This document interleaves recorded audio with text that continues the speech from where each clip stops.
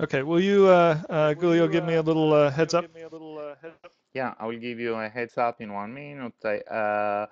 Okay, so first, mm, when Ken is talking, we should all switch our webcam and a microphone off, of course, besides Ken. So, Katerina, you can switch your webcam off now.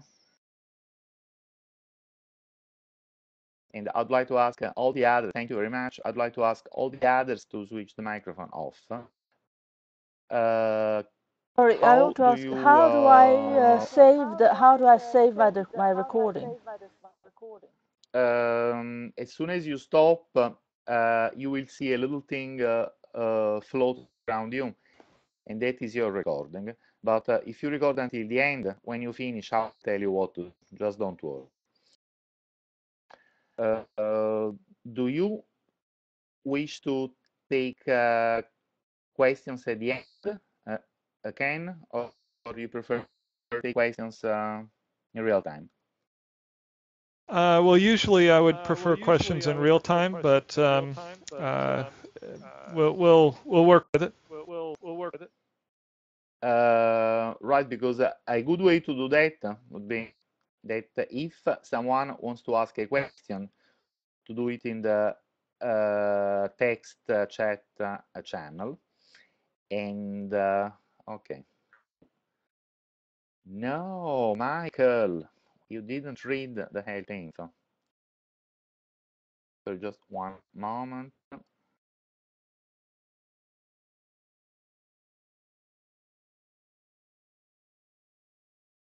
need to tell him.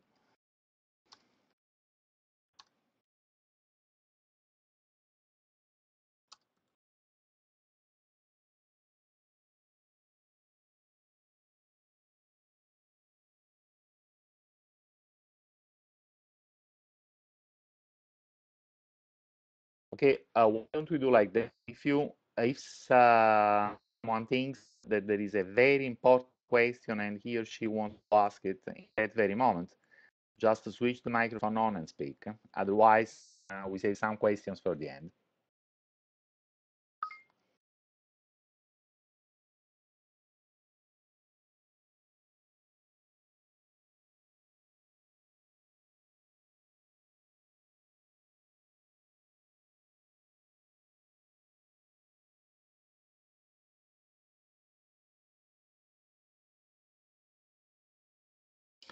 Okay, let's get started. Can you switch the recording on, Eugen?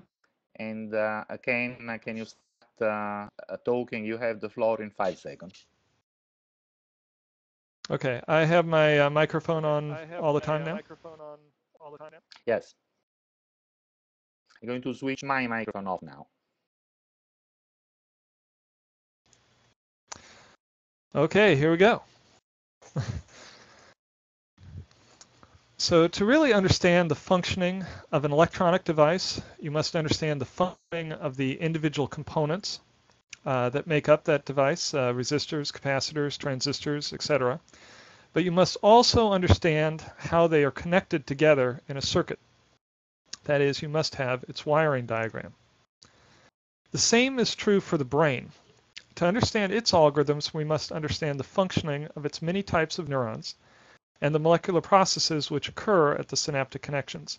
But we must also know the details of how the neurons are precisely connected together to form circuits capable of specific tasks.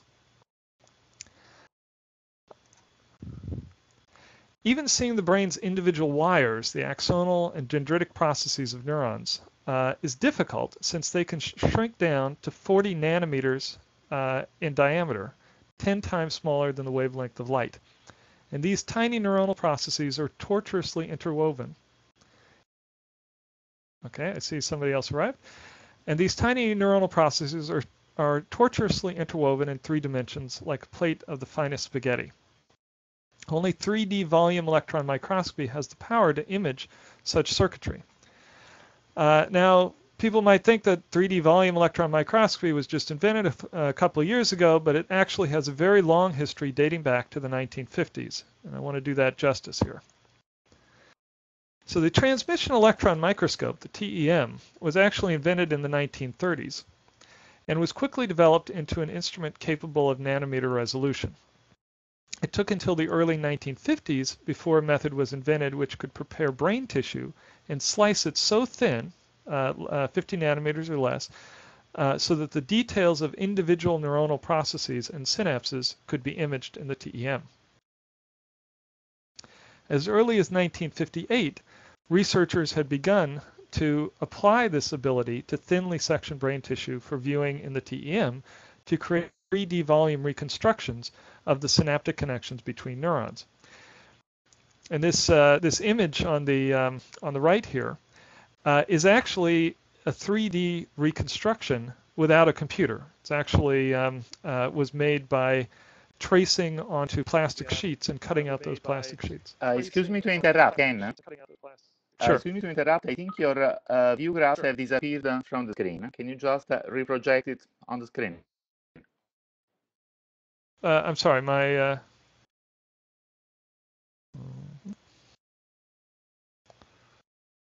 Let me do that. I'm sorry, my we don't see the view graph on the screen anymore. okay, I see that. Let me just come.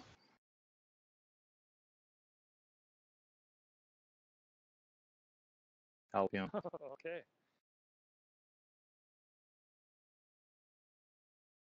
See that. Right. Huh?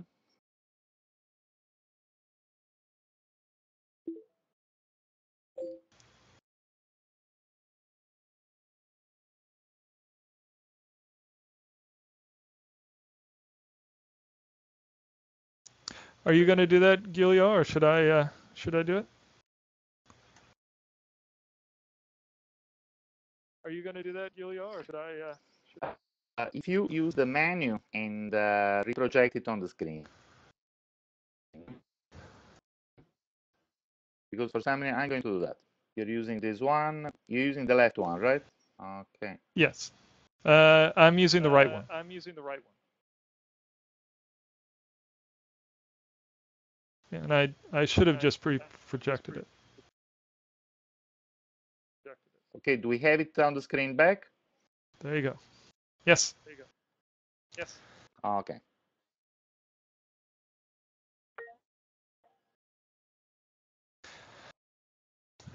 Okay, I take that I'm back online here. Back online. And somebody's microphone is on, so I'm echoing. Okay. So as early as 1958, researchers had begun to apply this ability to thinly sectioned brain tissue for viewing in the TEM to create 3D volume reconstructions of the synaptic connections between neurons. And ever since then, the neuroscience community has relied on this method of serial section TEM reconstruction to study the precise details of synaptic connections between neurons. Because this is a very important technique, and because all of the other techniques that I'll be describing are using very similar technology, especially on the tissue processing side, I'm going to take a moment to go through this technique in more detail. So this is the traditional procedure for serial section TEM reconstruction. An animal is first perfused with glutaraldehyde and paraformaldehyde. The glutaraldehyde is a molecule that has two reactive groups and thus strongly cross-links all the proteins together, locking them in place and preventing them from being leached out in the later tissue processing steps. The brain is then surgically removed and stored in fresh glutaraldehyde overnight, and then the brain is vibratomed to extract a slice, usually less than 100 microns thick, that contains the area of interest. This vibratome slice is then immersed in a solution of osmium tetroxide.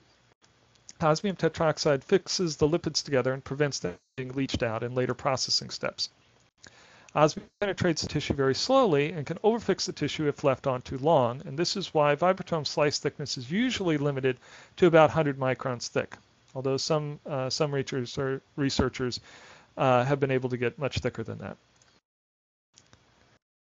The tissue slice is then immersed in Urinal acetate, which in block stains the tissue with uranium to provide additional image contrast in the electron microscope.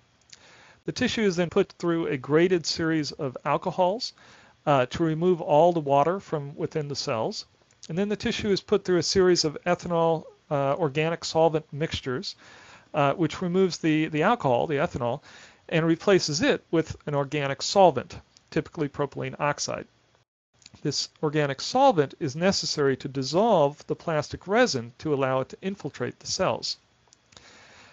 Because of this organic solvent, you can see why it's important to cross-link the proteins and lipids together. Otherwise, they'd be extracted. The tissue is now put through a series of plastic resin organic solvent mixtures. EPON is the typical embedding plastic that is used because it's low viscosity and heat curable, and it stands up well to the electron beam. And the tissue is placed in a 60 degrees Celsius oven for about a day. And the tissue at that point is then a perfect fossil. Every fine dendritic process, every synaptic connection, and every last synaptic vesicle is preserved for eternity in a hard block of plastic, as you can see here. The tissue is then loaded in a chuck of an ultramicrotome, which is equipped with a diamond knife, and trimmed so that that only a tiny part of the tissue will be cut, typically about 100 microns by 100 microns. The diamond knife of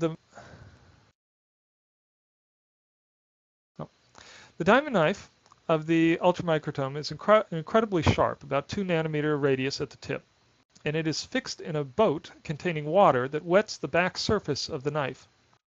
In this way, each 50 nanometer section floats on the water surface tension, eliminating any friction. Christian Harris, a world expert in this TEM reconstruction technique, has produced a set of educational videos of the rest of the process, and I will use stills of these videos here. This is a growing ribbon of ultra-thin sections floating on the water attached to the edge of the diamond knife. Once a ribbon of several hundred sections is cut, an eyelash is used to gently break the ribbon and attach a dozen or so sections. And then a 3 millimeter diameter copper TEM slot grid covered with an extremely thin plastic film, less than 50 nanometers thick, is picked up with forceps. And this grid is submerged in the water and the floating sections are scooped up on the surface of the thin film. These slot grids are then stained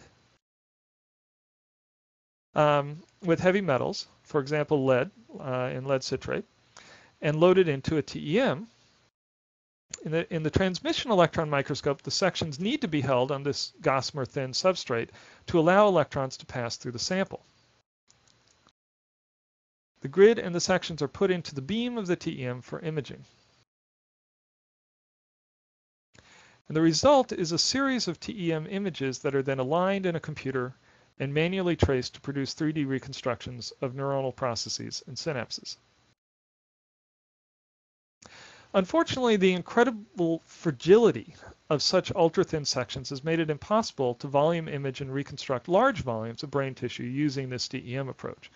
The largest reconstructions have been limited to about 0.01 cubic millimeters in volumes, which means that in almost all cases one cannot see whole circuits but only tiny subsets.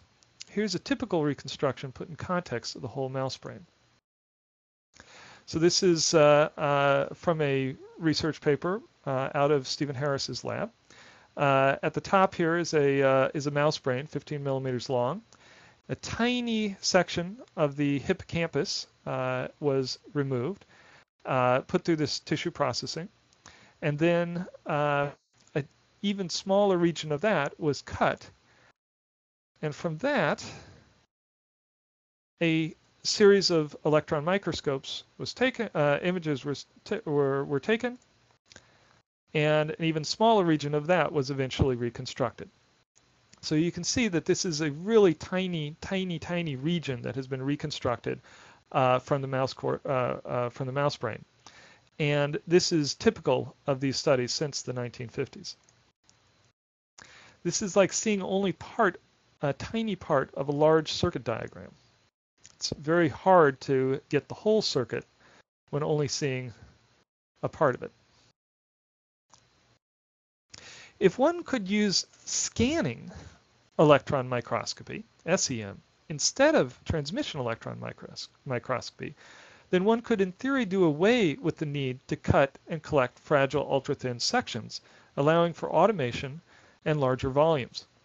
Unfortunately, until the invention of the high brightness field emission electron source in the 1990s, it was impractical to take high resolution SEM images of biological tissue. There's a wonderful review paper on just when scanning electron microscopes became high resolution.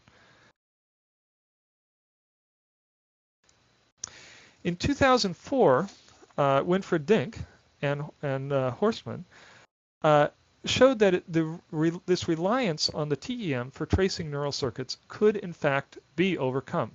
They published a seminal paper demonstrating the serial block phase scanning electron microscope method, which could robustly automate the process of obtaining a series of electron micrographs from a block of neural tissue using one of the new high brightness field emission SEMs equipped with a low energy backscatter electron detector. In the serial block phase method, a plastic embedded block of brain tissue is mounted directly in the vacuum chamber of the SEM, and a diamond knife is used to scrape the top 30 nanometers off of its surface. The electron beam then images this freshly revealed surface, sensing the electrons that bounce back off the heavy metal stained parts of the tissue. The diamond knife then scrapes off another 30 nanometers, and the process repeats itself, creating a series of images. This FibSim technique was recently used to image a 350 by 300 by 60 micron volume of the mouse retina that had previously been functionally imaged. And this allowed the researchers to see the synaptic connectivity patterns underlying the recorded functional responses. It's a very groundbreaking work. Following the invention of this serial block phase SEM by Dink, two other techniques for automating the acquisition of 3D volume electron micrographs of neural circuits were introduced.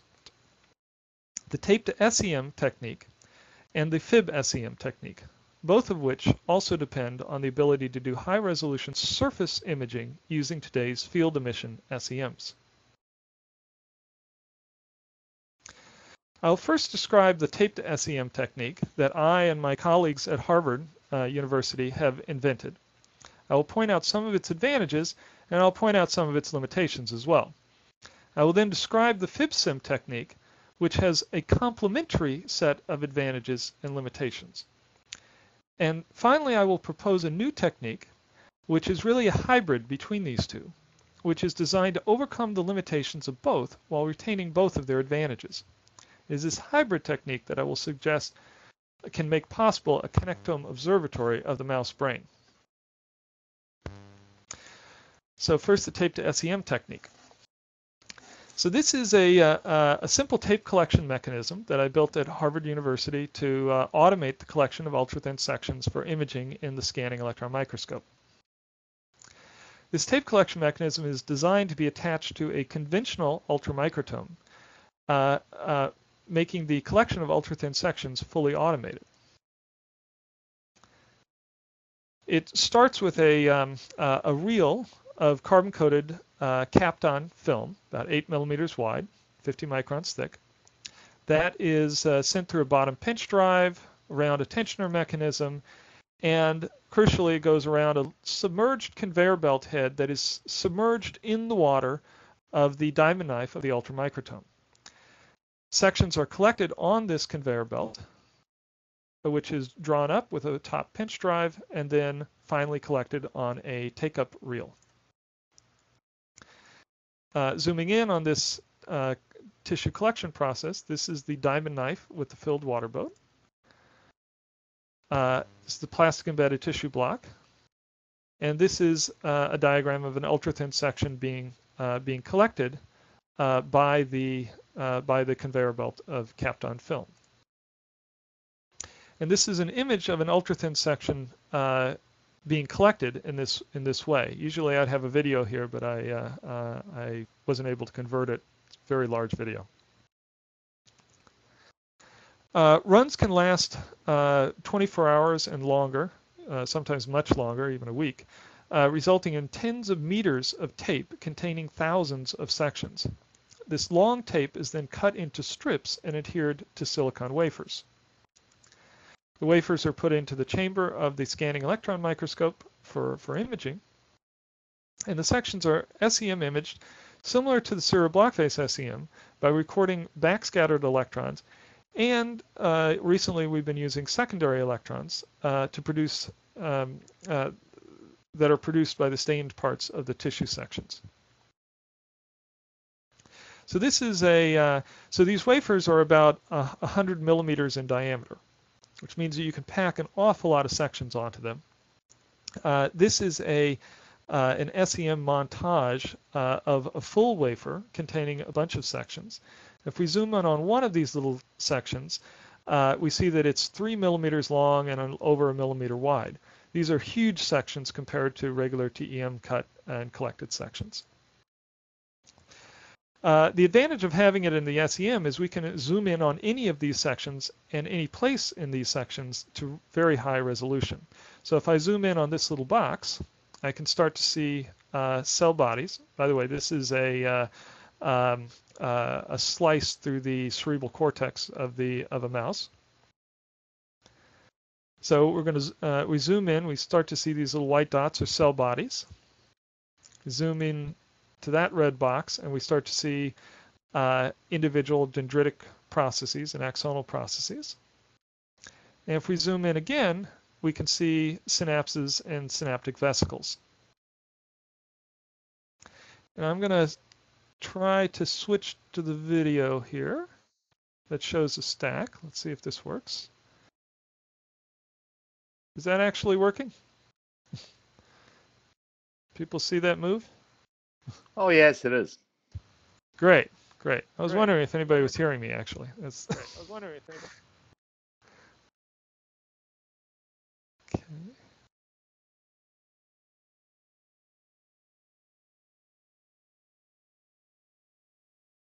And of course, so that was just 100 sections, and it probably went by relatively fast. But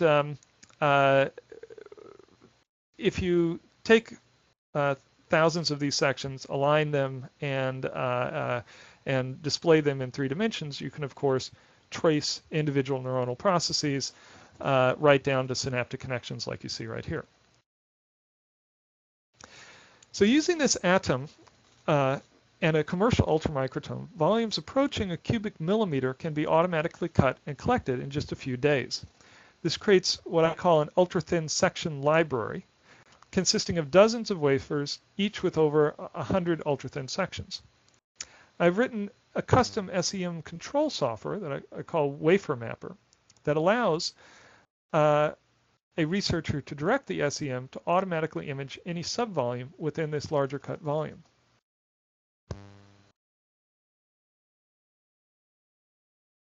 So this software is shown here, interfaces directly to the SEM, automating all the steps of the imaging process.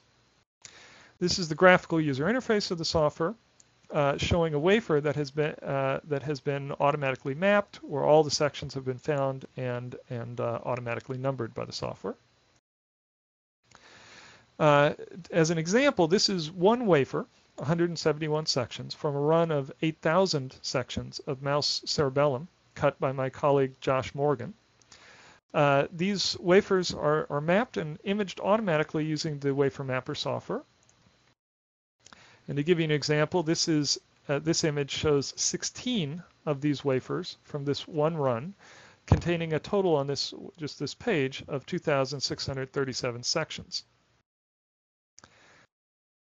The software automatically acquires a low-resolution overview image of each of these sections and aligns these into an overview stack. It's a low-resolution overview stack, but it allows you to then graphically define on top of this low-resolution overview. You can zoom through the low-resolution overview, and then you can graphically define on top of this a high resolution, an area to do high resolution imaging.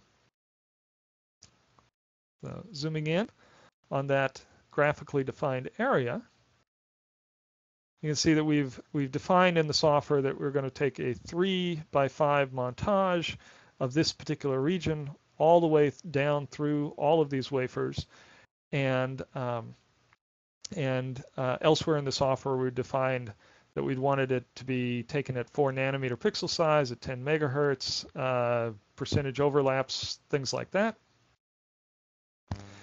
And once defined, the software controls the microscope stage in the imaging to acquire the high-resolution montage images automatically. To give you an idea of the timing of this montage is 250 by 150 microns. It was acquired with 4 nanometer pixel size at 10 megahertz imaging rate. To acquire such a high-resolution montage over each section in just this one wafer, which is 166 sections, and just this one region that is shown here, took 40 hours of straight SEM imaging and resulted in about 0.5 terabyte of imaging data.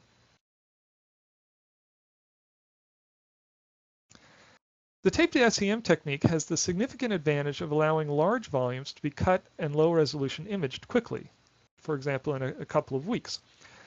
Then directed random access high-resolution imaging can be performed on any subvolume of the cut volume. It also allows for parallel imaging using multiple SEMs.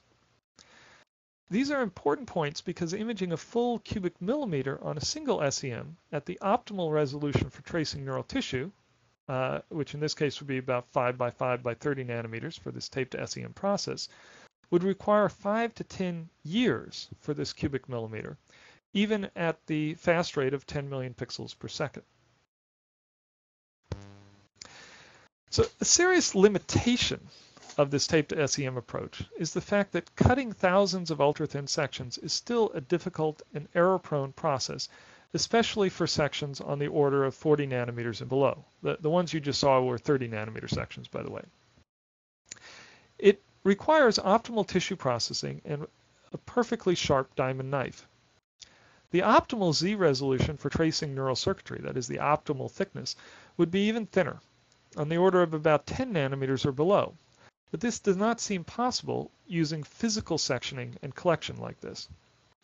Such high-resolution sectioning has been achieved, however, using the focused ion beam SEM technique, which I'll go to next.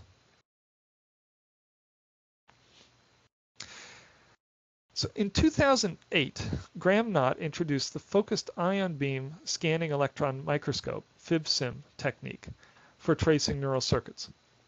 In this technique, a focused beam of gallium ions is used to ablate away a thin layer of the block surface. Now, this is a block that is plastic embedded block, just like I showed in the TEM, and just like we use. A scanning electron microscope is then used to image the freshly revealed surface. This is repeated over and over again to create a 3D volume image. Figure B here shows a block of plastic embedded brain tissue whose surface has been fib milled, and C shows that milled surface imaged by the electron beam. And zooming up, this is an image zooming in on the fib milled surface at high resolution. You can see that the electron images are more than sufficiently high resolution to trace the neural processes in the synapses. Recently, Graham Knott has demonstrated that this technique can achieve resolutions approaching 5 by 5 by 5 nanometers. It's really stunning images. Actually, there's an online journal of visual experiments that's listed here, video of the FIB-SEM process, and I recommend anybody that is interested take a look at it. It's very, very fascinating. So this FIB-SIM technique beats all others in fundamental resolution because it uses a tightly focused beam of ions to slice tissue instead of a diamond knife. Such high resolution should allow extremely reliable, fully automated computer tracing of neuronal processes and automated synapse identification. Such computer automated tracing is an absolute necessity for any truly large-scale connectomics project. So the fact that this has more than sufficient resolution is actually very important. It's definitely the case that in 40 nanometer thick sections or 30 nanometer thick sections you can trace everything within these sections. But if you have even better resolution down to 10 nanometers and below, it makes the computer algorithms for tracing these circuits much, much easier. Unfortunately, this FibSim technique has a fundamental Achilles heel. Due to the physics of ion milling, the highest resolution imaging can only be applied to volumes smaller than 100 microns across. In fact, a more optimal size for the FibSim technique would be 20 microns across. You can imagine why this would be the case, because you've got this ion beam that is being focused only over a short distance. And if you want to take off just 10 nanometers or just 5 nanometers off the surface of a very large block, it becomes impossible. Small block, it's all right. So the key point is, if one could devise a way to losslessly subdivide a larger block of tissue into such optimally sized subblocks, then this FibSim technique could theoretically be applied to arbitrarily large volumes, limited only by the number of imaging machines run in parallel. Such lossless subdivision probably cannot be performed prior to plastic embedding, for example at the vibrotomy stage, since sectioning soft, wet, unembedded tissue seems to destroy several microns of fine neuropil surrounding the cut. Of course, one can losslessly subdivide plastic embedded tissue by ultra-thin sectioning it, although that, as I said, is not particularly reliable because it's so thin. Even if you were to jump to thicker sections, let's say 500 nanometers, though, they are too thin for practical FibSim addressability. A more optimal block size or minimal efficiently imageable volume for the FibSim would be a 20 by 20 micron cube. Let me pause for a second, see if I can explain this. So we have this technique, the focused ion beam SEM technique, which is able to get the highest isotropic resolution, possibly even 5 by 5 by 5 nanometer resolution. And yet it can only achieve these resolutions on things on the order of 20 microns across. If you could divide a brain into blocks losslessly that could go into those, into a focused ion beam, then you would be able to apply this technique to arbitrarily large volumes. Yes, you can losslessly subdivide very thinly, but that is impractical for loading into the focused ion beam, because you'd have many pieces of tissue and you'd only end up imaging a very small region before you had to load the next one in. So there's an optimal size for this for subdivision, and I'm claiming here that that's about 20 micron by 20 micron by 20 micron cube, roughly in that area. It's an open question whether one can losslessly subdivide a plastic embedded block of brain tissue into subblocks of this thickness, this 20,000 nanometer thickness, while still being able to trace the finest neuronal processes between subblocks.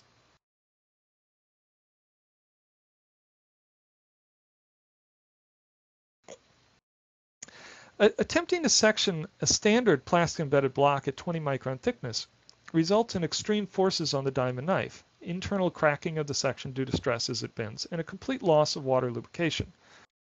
McGee-Russell showed that one could alleviate these cutting stresses by heating the knife to temporarily and locally soften the plastic during sectioning. However, they used a crude metal knife and did not attempt to evaluate the surface damage of these thick cut sections.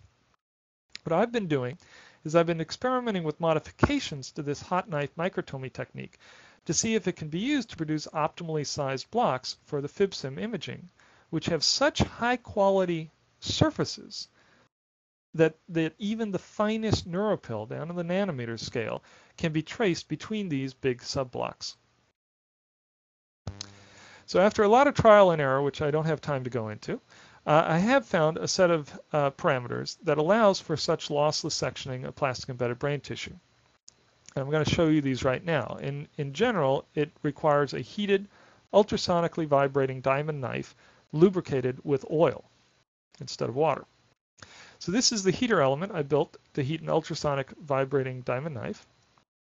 And this is the setup. You can see the this ultrasonic vibrating diamond knife is sitting here in a regular ultramicrotome, and its boat is filled with oil instead of water.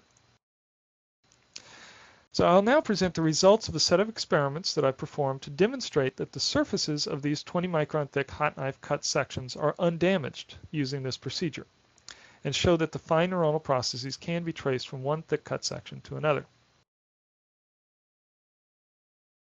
To evaluate surface quality, I will be comparing the matched faces made by a single cut. For the particular cutting event depicted here, this is the section side face, and this is the block side face. So these two faces should, of course, be matched. To compare these matched faces, we would image the appropriate surfaces of these two sections that I'm pointing to in the arrow, with the arrows. And these sections are laid face up and coated with carbon for SEM imaging. So the procedure is a plastic embedded block of mouse cortex tissues mounted on an ultramicrotome sectioned at 20,000 nanometer thickness, 20 micron thickness, using an ultrasonic knife whose boat is filled with cutting oil and heated to 50 degrees Celsius. The retrieved sections are flattened on a hot plate, and the oil is removed by dishwashing liquid. The matched faces of the two 20 micron thick hot knife sections are placed face up and imaged in the SEM. So these are the images of the matched faces in backscatter electron mode. And you can notice how they are mirror images of each other, as they should be, because they are coming from the same cutting event.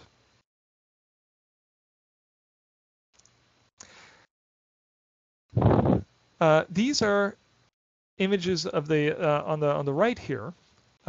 These are images of the matched faces using secondary electron detection, which is an imaging technique that would clearly show surface damage if it was present. I've taken the slides out that actually show surface damage in previous experiments, but trust me on this, there is no surface damage shown in these images. This will become clearer as we zoom in. Above are the backscatter images, below are the secondary electron images. Again, no surface damage. Zooming in again, at 2000x, no surface damage.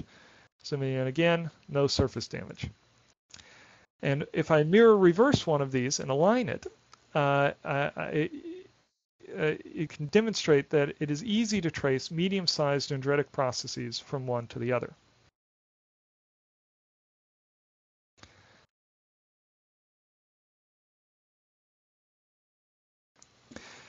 So you might note that these images were taken with a 6 kilovolt beam in backscatter mode.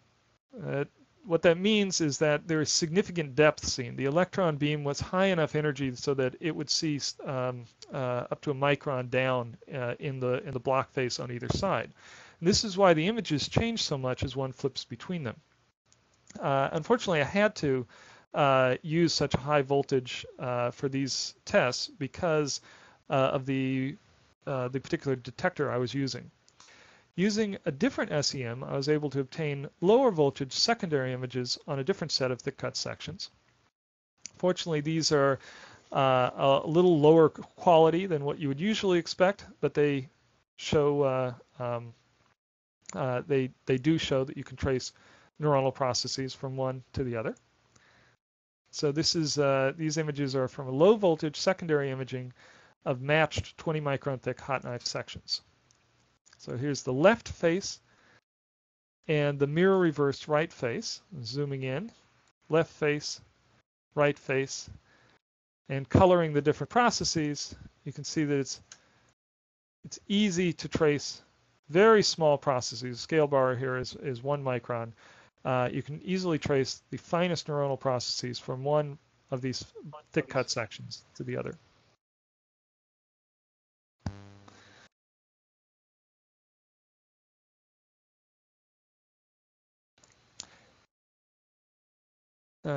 Just let me see if I got a question here. Yes, I think what you might be seeing is a little contamination from the oil. Absolutely true. As a final test, I did an atom reconstruction across the matched hot knife faces. So let me show you that. So again, the procedure was cutting a piece of plastic embedded mouse cortex tissue using at 20 micron thickness using an ultrasonic diamond knife.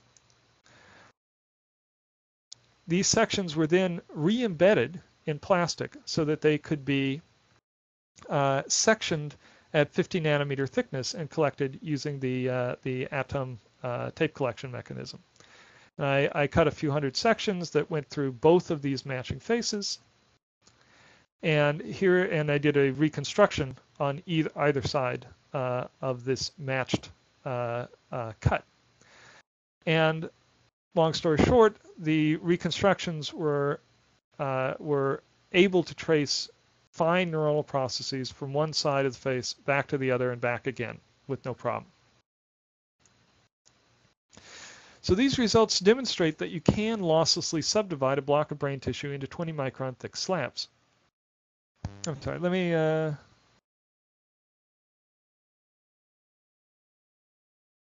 yeah, so I got a question here about what it is that exactly limits the focused ion beam SEM technique to a 20 micron or so volume.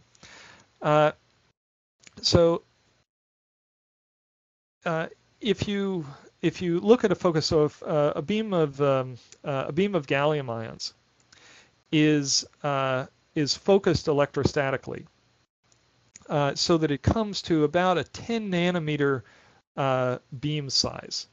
And that highly concentrated beam is then scraped across the surface of the block to ablate the top few nanometers of that block. And so what you really want to do this milling is you want a uniform high intensity ion beam that is scanned just at a grazing level across the top surface of one of these plastic blocks. Now, that's easy to do if it's a small block because the region at which this beam is 10 nanometers in diameter is pretty small. If you try to make a 10 nanometer wide ion beam that's, let's say, 1 millimeter in length, it's impossible because the ions actually push each other away. The focusing optics become very difficult to make. And so what you get is you get a depth of focus issue. Just like in a regular light microscope, it has a limited depth of focus in which you have a high intensity concentrated ion beam to do the milling. And so if you were to try the focused ion beam technique on a block that was a millimeter wide, what you would get is the leading edge of the block being etched at a different rate as the middle of the block, and the end of the block would not be etched at all. And it causes streaking effects and all sorts of things like that. So hopefully that answered the question. Yes. Okay.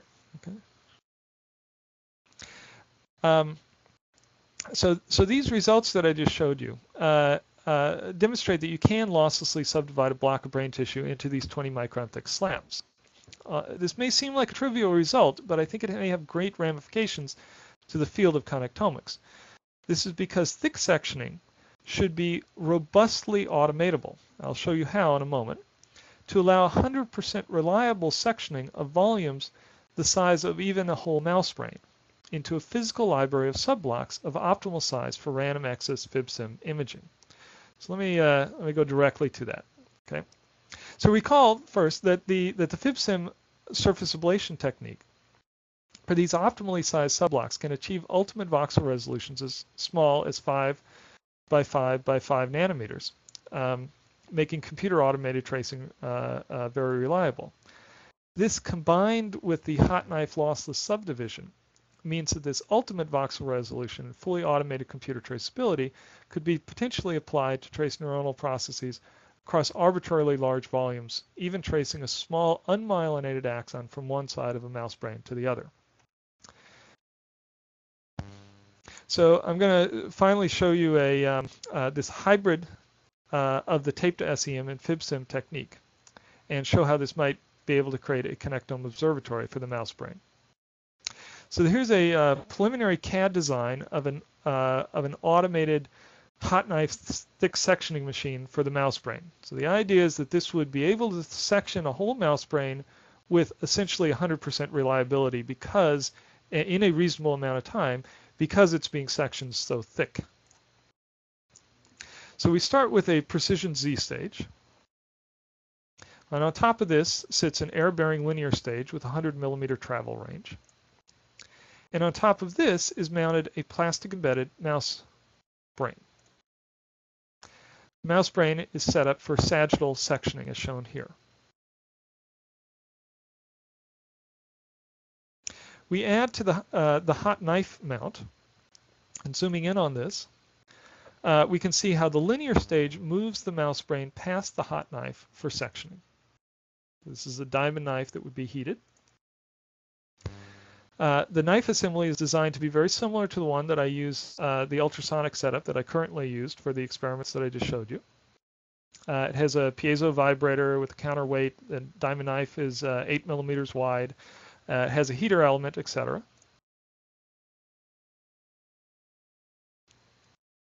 And of course, there is an oil applicator to lubricate the knife during sectioning. In this machine, collection is tape-based, similar to my Atom design that I showed you. There's a feedstock of heat-sealable PET film, 12 microns thick, with an outer side that has a heat-activated adhesive. This tape is fed around a tape applicator head, which heats up to 120 degrees C for a few seconds when the mouse brain block is pressed up against the tape, and then cools to set the adhesive. And during the cutting process, a series of 20 micron thick brain slabs are collected, adhered to the tape, and are collected on a final take-up reel. So zooming in on the main action here, this is the heat applicator head that bonds the tape to the block face prior to sectioning.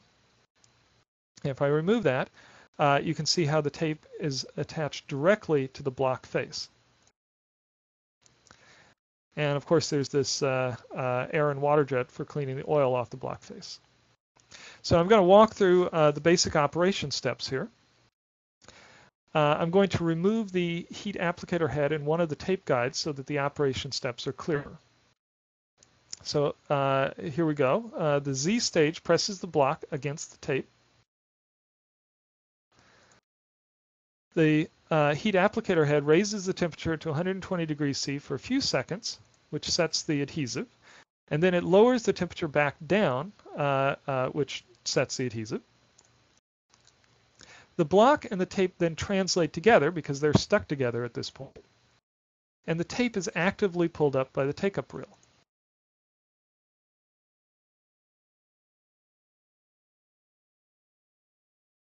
So the result is a 20 micron thick brain slab that is securely adhered to the collection tape. The block retracts. The air and water jet clean oil from the block face.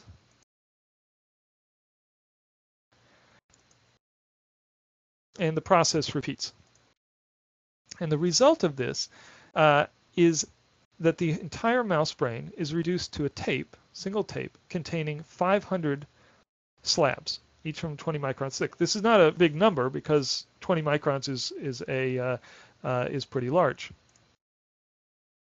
At this point in the process, each of these 500 slab faces would be SEM surface imaged to create a set of reference images, which would be needed later to determine subblock neighborhood relations. And then a person manually adheres dummy blocks, plastic dummy blocks, behind each of these 500 slabs. And these 500 slab blocks are then manually trimmed of free tape.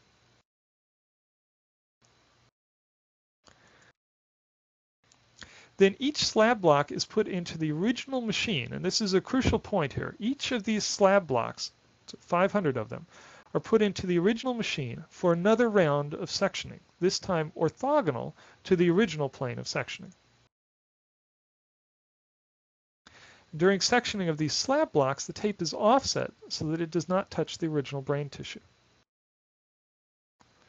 I'm going to zoom in on that. So you can see that here's this 20 micron thick brain slab that is being sectioned orthogonally and collected by the tape. And it's offset by about 0.5 millimeter. The result of this second round of sectioning of a slab block is a tape containing 300 tissue pillars, each securely adhered to the tape edge.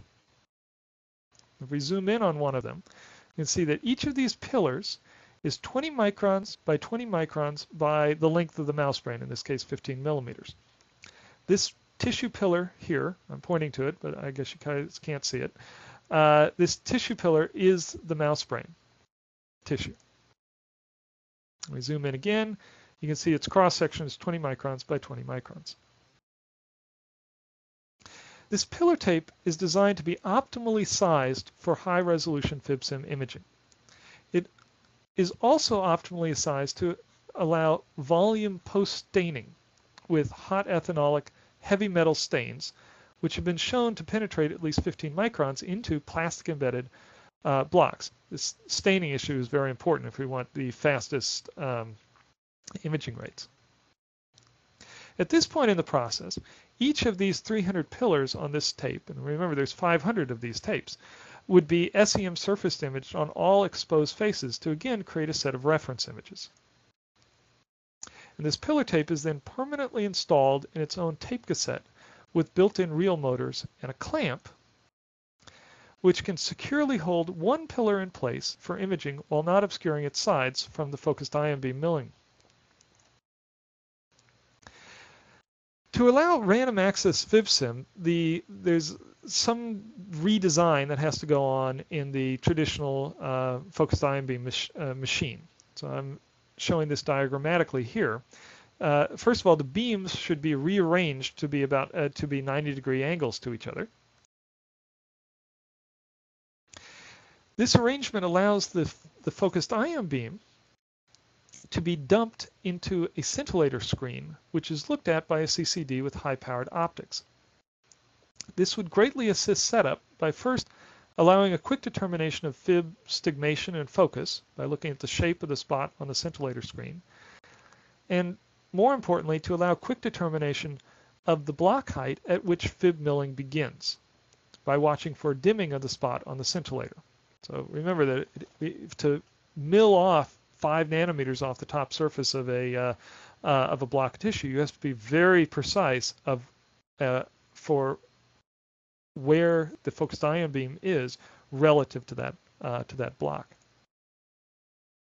With this slight redesign of the FibSim arrangement, a pillar tape cassette should now be able to be quickly and automatically loaded to image exactly the desired spot on the tape. So this is shown here. A coarse stage movement would be used to load the particular tape cassette into the FibSim.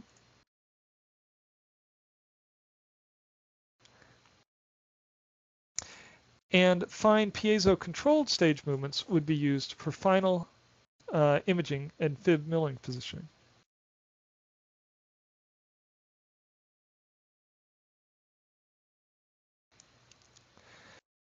FibSim imaging of a particular part of the tissue pillar can now commence. And this is showing, so that in purple here is the focused ion beam that is grazing the surface of this little tissue pillar, and in red the electron beam is coming down to image that that freshly revealed surface. And on either side here are regions that have been previously volume imaged.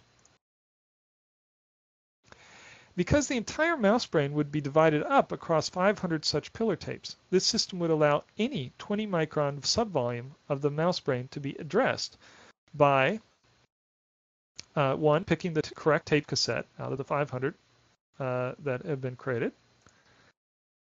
Two, reeling the tape to the proper position and clamping the pillar in place. Three, loading the tape cassette into the FibSim. Four, fine positioning the pillar in X and Y based on matching SEM surface images seen to reference images. And then raising the pillar slowly until the fib align optics records that surface milling has begun. And of course, such random access system would allow for parallel imaging using multiple FibSims. Okay, so finally, let's go through some numbers here. This is, after all, a system that is yet to be built. So let's see what you could do with it if you did have the proper funding to build it. So given the proper hot ethanolic post-staining of pillars and an optimized low-voltage backscatter detector, it's very reasonable to assume that FibSim imaging could achieve at least a 5 megahertz imaging rate, 5 million pixels per second. At 5 by 5 by 10 nanometer voxel size, which should be more than sufficient to allow perfectly reliable computer automated tracing, this would put the imaging for a 20 by 20 by 20 micron cube at about 1.8 hours. To account for ion ablation time and automated setup time, let's say that one such 20 micron cube would in fact take a total of 3 hours to image. Now, assume that instead of a single FibSim, that we actually had 20 of these devices operating in parallel. Because remember, lossless subdivision has made this parallel imaging possible. Such a 20 FibSim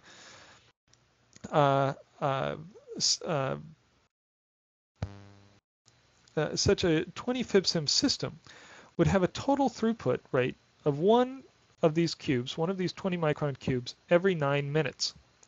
Or to put this in another perspective, such a system would be able to image over a 10-year operational period over 500,000 cubes. Each of these cubes could be distributed in any fashion desired throughout the entire volume of the mouse brain. Now, I'm about to answer Giulio's question here. Well, what could one do with such a system which can direct the highest resolution imaging in an entire mouse brain with essentially 100% reliability? Well, if all the cubes were devoted to a single dense reconstruction, that volume would be 4.7 cubic millimeters, which is much less than the size of a mouse brain. It's about 100 times less.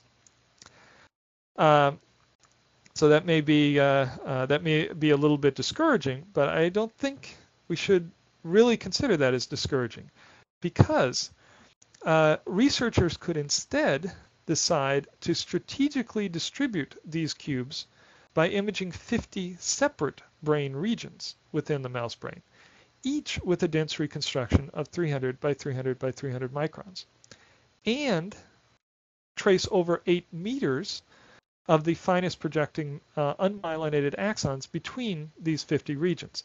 So we could cover, and if you had 2,000 machines, you could definitely get the whole mouse brain this way. Absolutely, we're going there, but not in this talk. So such a strategy, this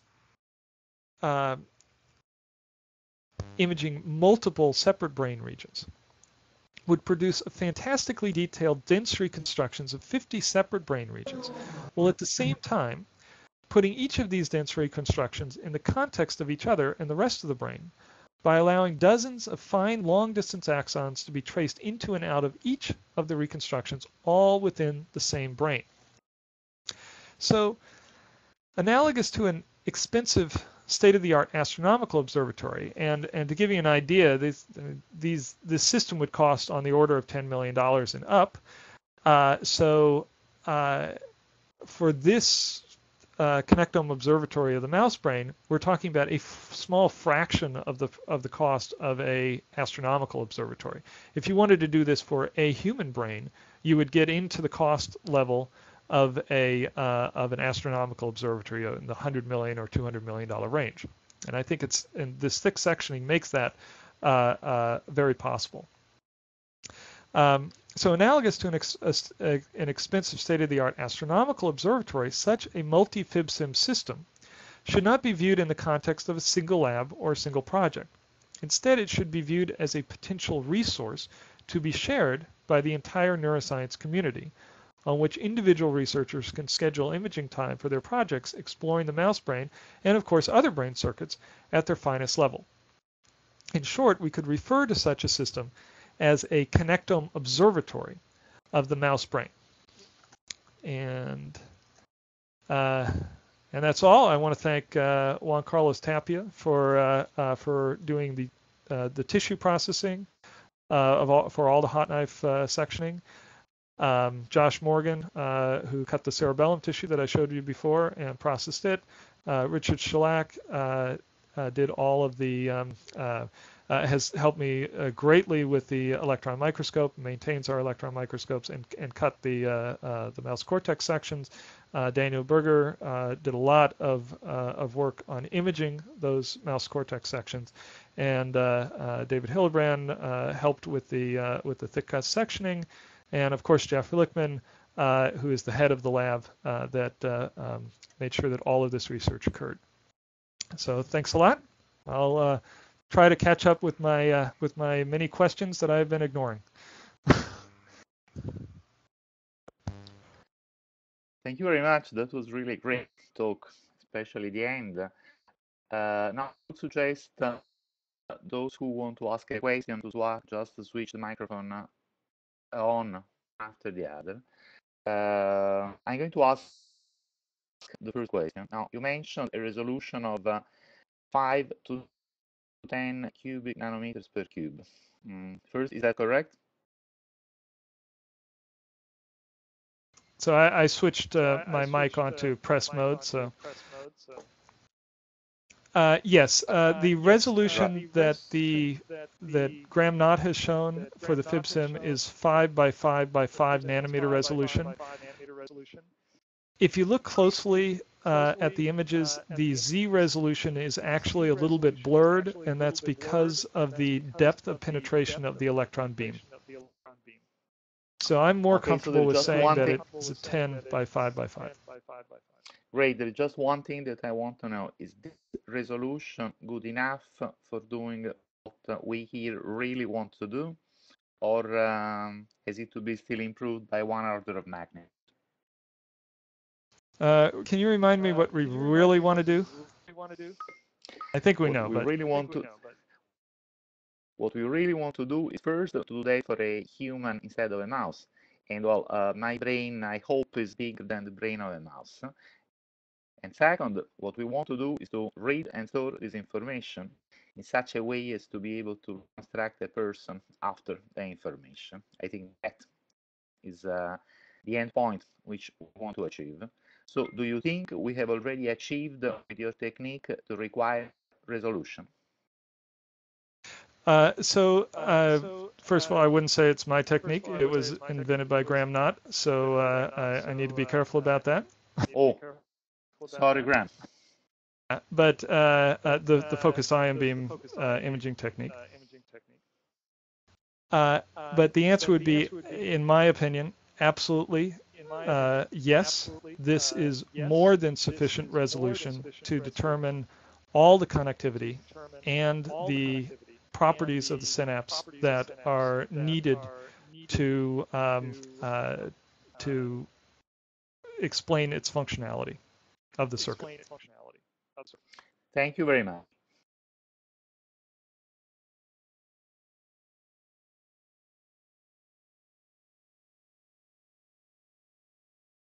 That's right. Of course, I can't say that with 100% certainty. That's why I prefaced it with, in my opinion. I can go into as much detail on why I have that opinion as necessary, but it might be better to suggest where it might not be sufficient.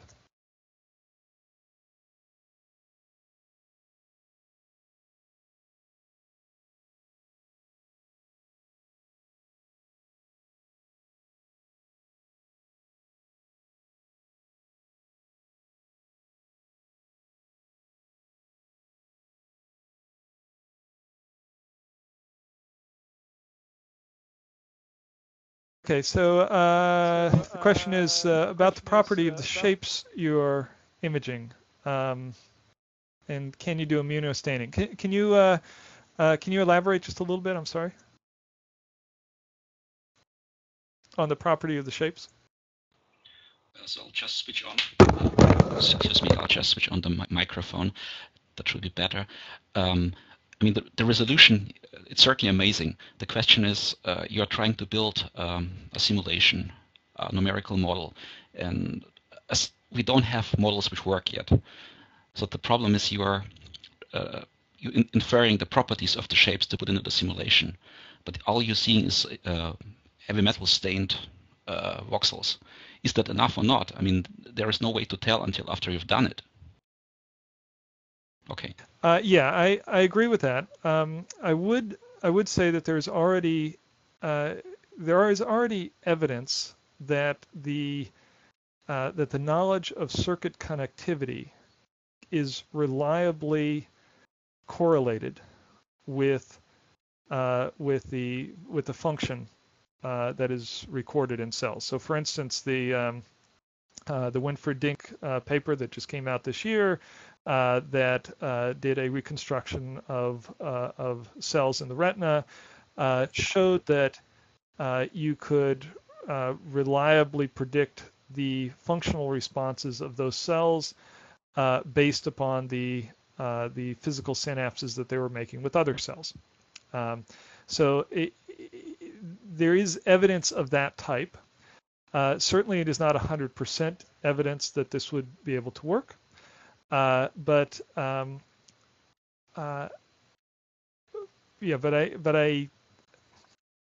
so there's a complicated answer to this, and let me go a little bit into that. So, if you look at the types of neural circuits that have been proposed in theoretical neuroscience for how different regions of the brain work. So, for instance, the visual cortical circuits for picking out different visual features in the environment. Those theoretical models are contingent on the synaptic connectivity between neurons, and you would expect from those models that if you knew the synaptic connectivity between collections of neurons in the visual cortex, that you would be able to reliably predict their receptive field responses. Same thing is true for models of hippocampal memory. If the hippocampus is storing memories in the form of stable attractor states, like a Hopfield network, you would expect to be able to determine those stable states, the connectivity of the neurons that can be seen structurally. Does that answer the question a little bit? So let's see. So can you see the synapse type? So I would argue that yes, you can see the synapse type, because you can see if it's type 1 synapse, type 2 synapse, things like that. You can see the size of the synapse.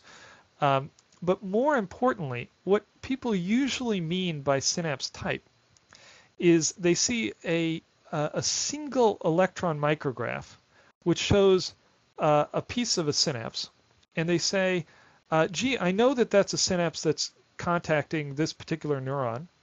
I want to know if it's excitatory. I want to know if it's inhibitory. I want to know if it's a If it has this neurotransmitter or this neurotransmitter, what is it? And that's a very difficult question if you only have a single electron micrograph.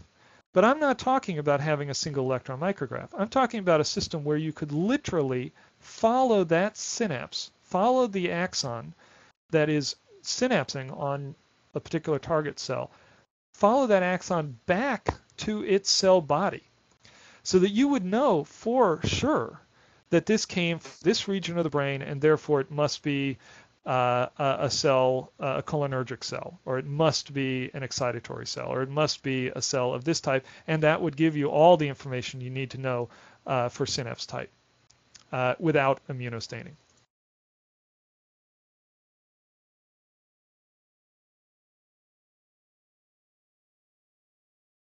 So I'm looking at Anders' question. Let me put that on the stack. So in your opinion, that information would be enough. So in my opinion, that information would be enough. Not at our current level of understanding of the brain. If somebody handed the entire, if somebody handed us a 5 by 5 by 5 nanometer voxel resolution image of an entire human brain today, we would not have sufficient neuroscience knowledge to interpret that in order to simulate it.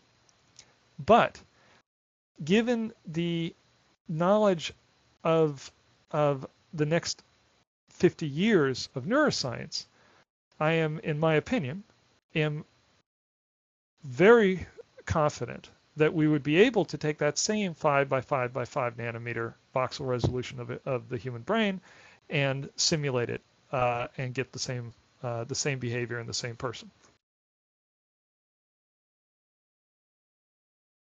So I'm looking at Anders' question. How well is the tracing and scan interpretation software developed, in my opinion?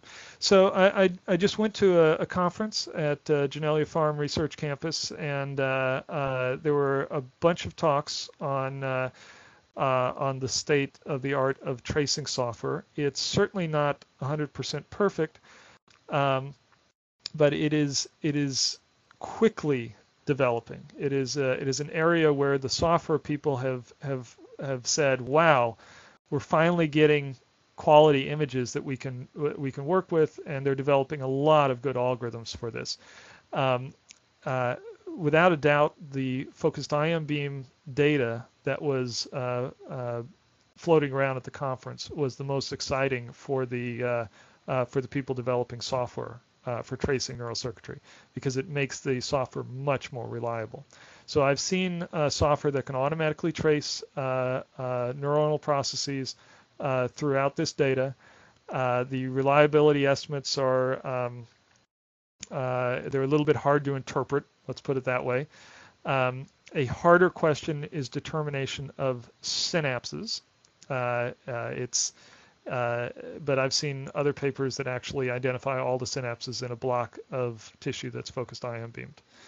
So in my opinion, it's coming quite nicely along the software development.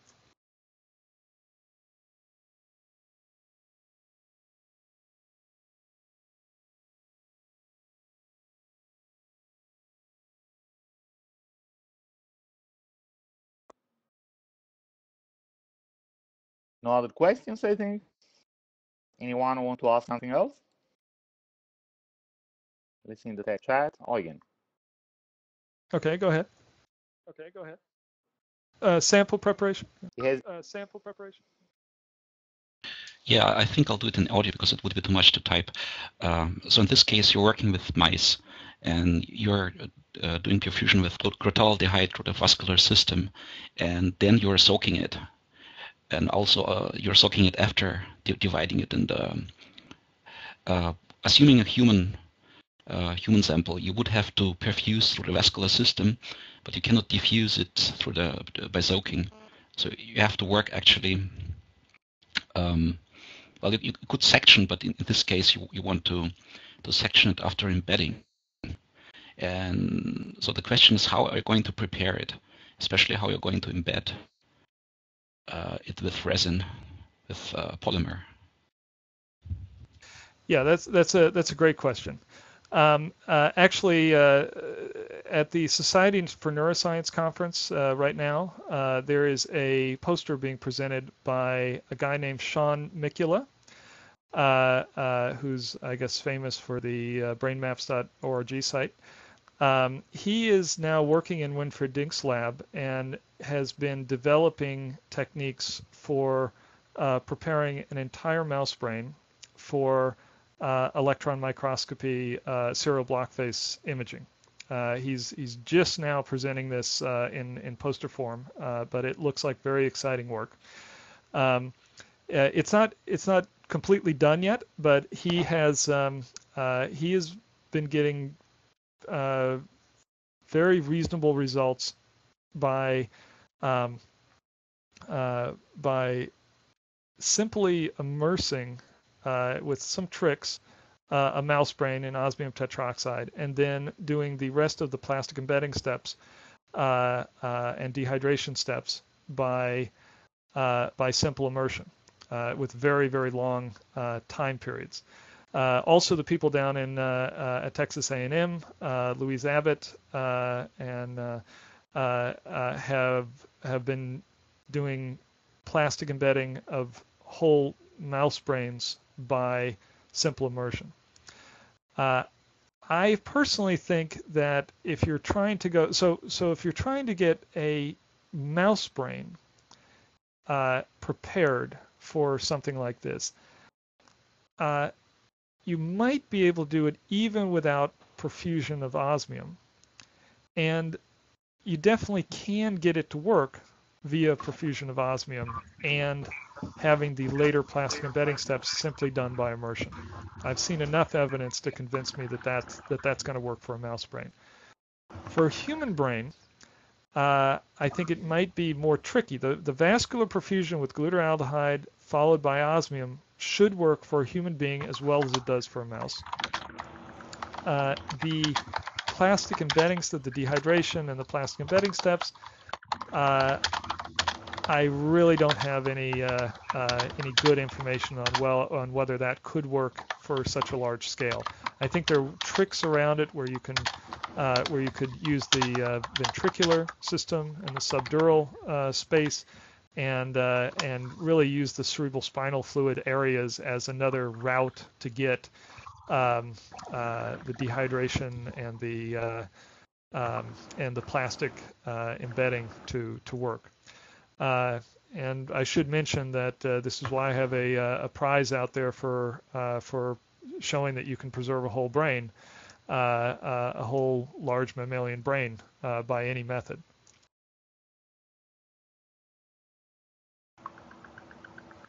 Let me just see if I did I adequately answer that question? And then I see that Mike Perry has a question here.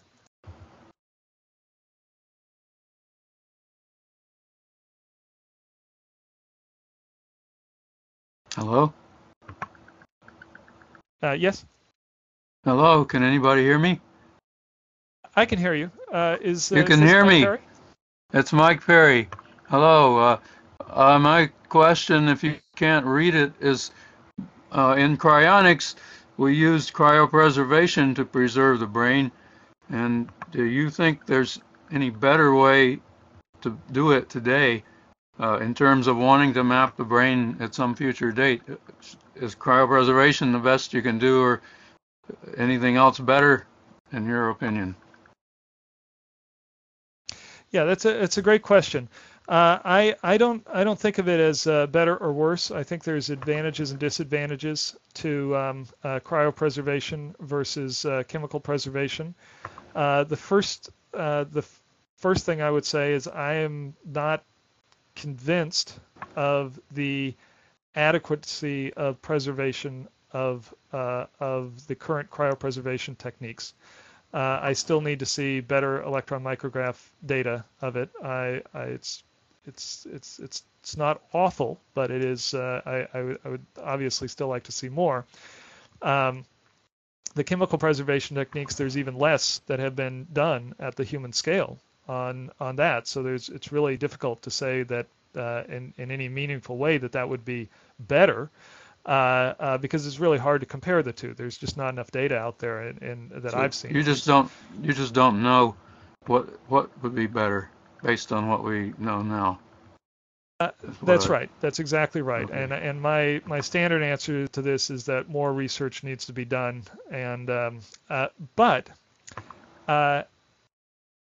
in terms of mapping brain tissue, as opposed to bringing somebody back, in terms of mapping brain tissue, like the type of Connectome Observatory stuff that I just talked about, chemical preservation is really the way to go with today's technology. If you're going to be using electron microscopy to do high resolution maps of neural tissue, it is very, very difficult to get high resolution images of cryopreserved vitrified brain tissue. People have done focused ion beam imaging of vitrified tissue samples, but the lack of membrane staining and such that you get in the chemical preservation techniques means that the images are much worse, and it's a much more difficult technique. So if we take the idea of actually bringing people back, which off the table, which of course I don't want to take off the table, but if we were to take that off the table and just look from a scientific perspective on what would be the best way to preserve a brain for scientific research, of this particular type that we're interested in mapping circuits of the brain, there's no question that chemical preservation would be the best way. Okay.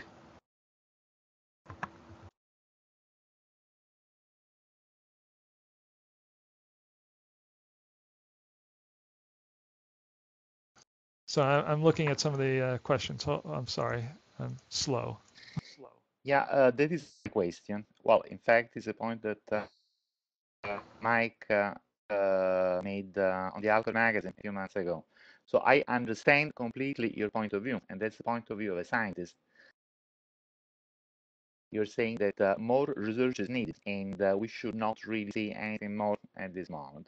But suppose I have 6 months to live, then I know that more research is needed, but I don't want to hear that. What I want to hear is whether I, in these conditions, could conceivably be able to take advantage of what has been done in the field of chemical brain preservation. Yeah, I think that's a great question, and I would agree with Eugene here that vitrification would be your best shot without a doubt today. Because there is no chemical brain preservation that is available for a human being right now, except dumping in a vat of formaldehyde, which I don't think is really a viable technique for long-term preservation. Okay, let me ask you the difficult question then. Do you think that the current research in chemical preservation could advance to the point that brain preservation services for human could be offered in a time frame of until the end of the decade? Absolutely. I mean, this is what's so frustrating to me, and I'm sure everybody else in the cryonics community and just actually the scientists that have signed up to be advisors on the Brain Preservation Foundation. Most of them, in fact, I think all of them are not signed up for cryonics, but they want something like that to be available that's high quality. If there was really a concerted effort to develop either or both of these technologies or something else for brain preservation, it would be easy to have a hospital procedure that is high reliability, ready to go in every hospital if we wanted to, well before the end of the decade. It's all a matter of will, and there is no will apparently.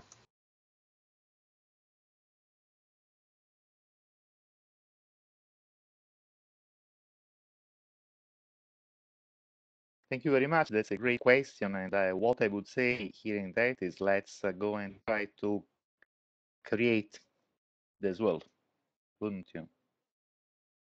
Yeah. Oh, and I would be very interested in that ultrastructure preservation of fossilized insects literature. If you can send it to me, that'd be great. Eugene.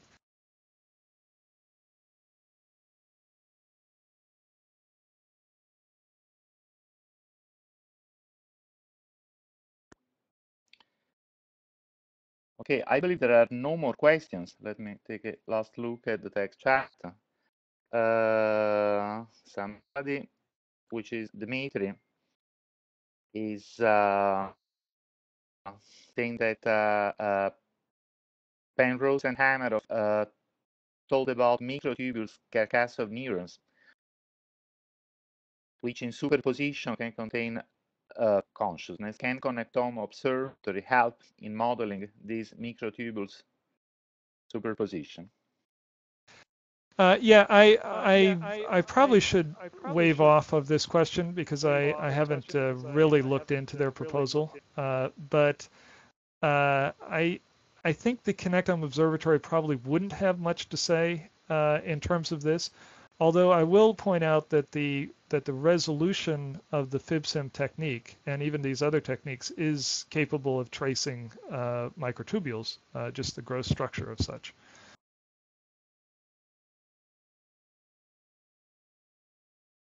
And Anders says, let's see, I get the impression that you think most aspects of the scanning is very scalable. Scalable in size, yes, I agree. Let me double check that I understand what you mean by that. So given a small amount of funding, let's say a couple $1,000,000, all of this stuff could be demonstrated on a mouse brain with a single focused ion beam machine that's set up to do the random access imaging.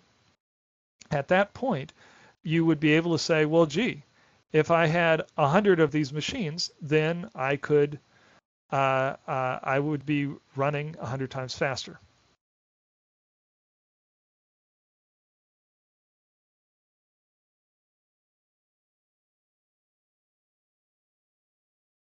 So yes, if there was a Manhattan project or an Apollo project devoted to mapping a human brain, it would still take, well over a decade, I'm sure, but the technology we can already see.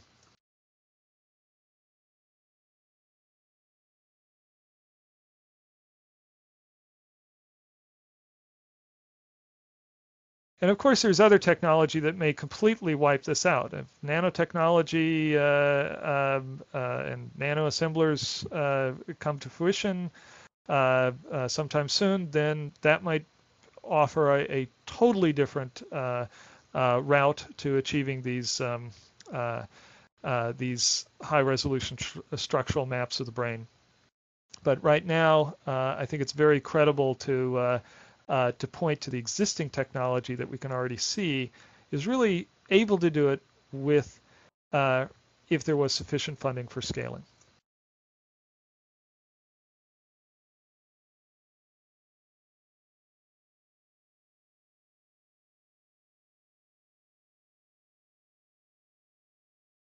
So our microscopes are in ultra high vacuum.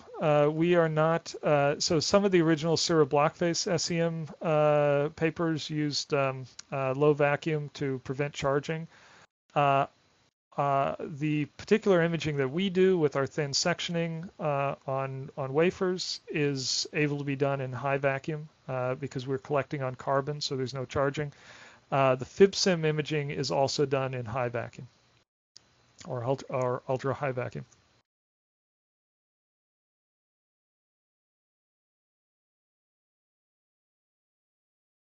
Yeah, there is a paper on this. It was actually Richard Shellac, one of my colleagues, did vitrification, did focused ion beam on vitrified tissue. So I could look up that reference and send it to you. The images were not of the quality that you expect in chemical preservation, but it was the high vacuum did not really present a problem, if I remember correctly.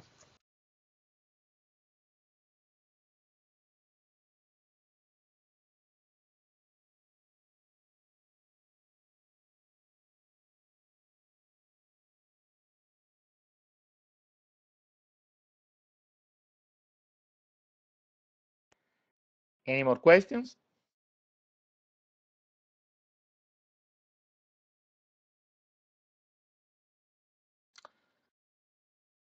Okay, no more questions at the moment, and we don't want to keep Ken beyond lunchtime. Can I ask you something unrelated, Ken? How could you made the animations in your PowerPoint in JPEG format? I was really wondering about that. Yeah, well, I use a CAD software called SolidWorks, and it has animation built into it. I use that animation sometimes, and sometimes I just did screen captures. But really, it's SolidWorks that I used for most of these. Oh, that's great. Can I ask you to send me the original PowerPoint? We're going to write about this. I'll see what I can do. The best thing to do is to put it on some place like a SlideShare. Yeah, I have to double check on some of these images if they can be put out online in that way. But yeah, I'll double check. Okay, thank you very much, Ken. That was really a great talk. Well, thank you. Thanks for everybody that came. And I hope the money comes to be able to, doing all these things for real and for human beings before the end of the decade, because some of us here are getting really old and we could use something against that. Let's hope for this. Yes, absolutely. Okay, I'm now going. Yes. And thank you so much for inviting me. Thank you so much for coming. Okay, I wish now to collect the video files that have been recorded. One is Eugen, another is Sarah. No, it's Katerina. And I see that also someone else has been recording. So can I ask all the people who have been recording the files to follow me to the boards in the back of the room?